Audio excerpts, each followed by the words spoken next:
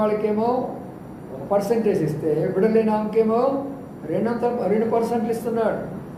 అంటే భర్త ప్రేమ ఎక్కువగా పొందినటువంటి హన్నా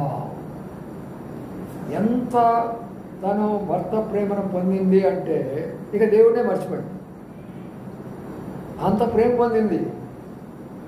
ఈ రోజుల్లో కూడా అంతే, చాలామంది సహోదరులు భర్త ఎంత తీసుకొచ్చి పడతా ఉంటారో ఇక అలాగ మర్చిపోయి దేవుడు కూడా మర్చిపోతారు అని జరిగిపోతున్నాయి కదా ఇంట్లో. చక్కగా ఆడ రాయబడిన మాట చూడండి, ఎంత కఠినమైన మాట ఉంది తెలుసా? యెహోవా సంతతి లేకుండా